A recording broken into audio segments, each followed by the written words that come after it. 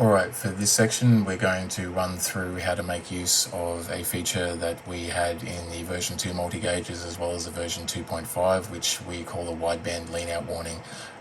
This is a function that can basically, while you're under moderate to full boost, you can monitor air fuel ratios along with your boost level at the same time to make sure the vehicle doesn't start running lean on you. This is a fairly powerful and very, very important feature, because as most of you would know, if you run a boosted vehicle, if you suddenly start running lean when in either moderate to full boost to what your vehicle was tuned at, then you could lose a motor.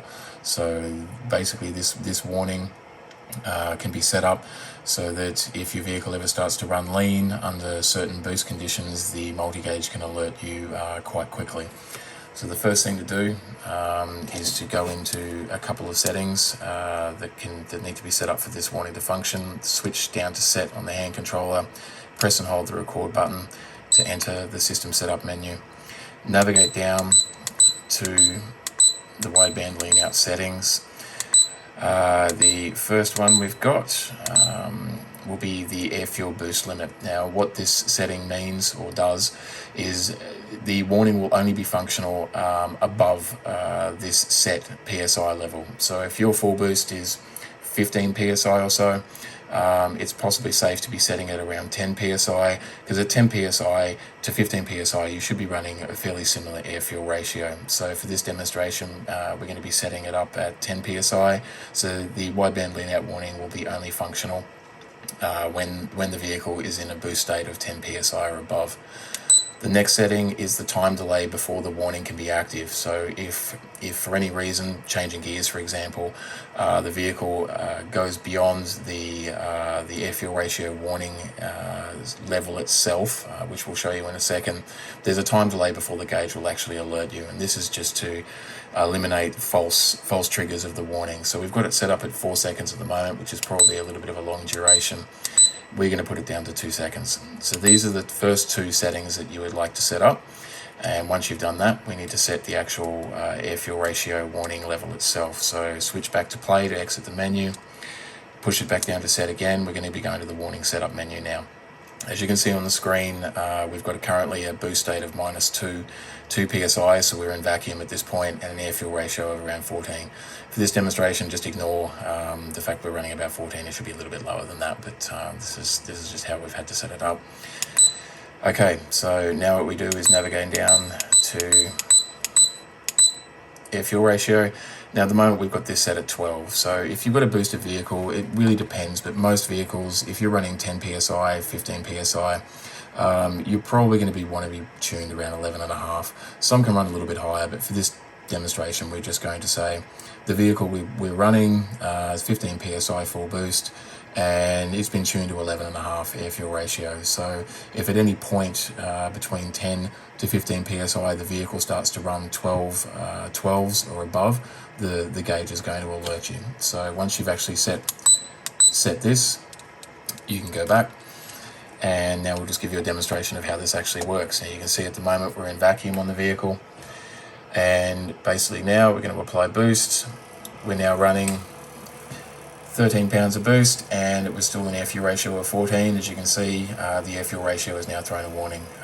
So that this video wasn't slightly obnoxious, we've turned off the loud beep on the gauge, but as you can see it's now highlighted, and this would be where the gauge would be alerting you. And once we return back to a safe condition, there you go, the warning's gone. So that's just an explanation of the wideband lean out warning. It can be configured for naturally aspirated vehicles, and we'll give you a bit of an example of that in a second.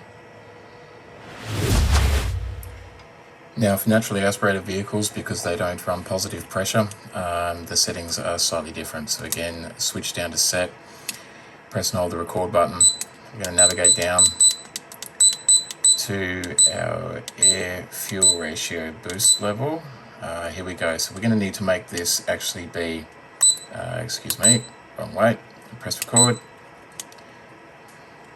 and reduce this out of positive pressure, because a naturally aspirated vehicle will never be in a boost condition. So the best way to probably do this would be between 1 or 2 PSI of vacuum.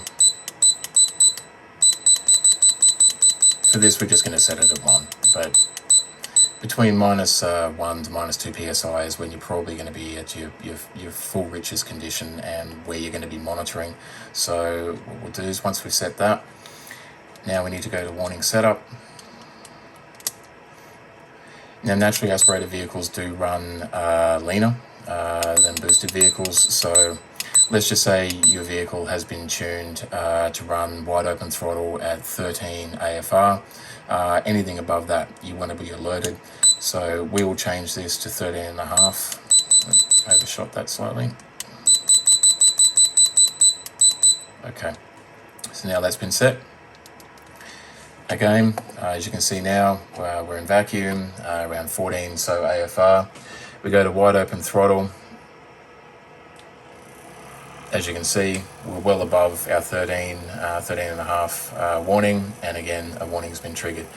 So this pretty much gives you a rundown on the wideband lean out warning with these units. It's probably one of the best features that you could really have. None of us are going to be sitting there staring at our wideband gauges 24/7. And honestly, if you get a lean condition for 30 seconds where you're meant to be running 11.5 AFR, and suddenly you start going to 13s, 14s in a boost condition, you're going to do a motor. So this little feature, coupled with having a Spartan wideband installed along with the multi-gauge system, is one of the best little fail-safe additions you can have together, and we're quite proud of that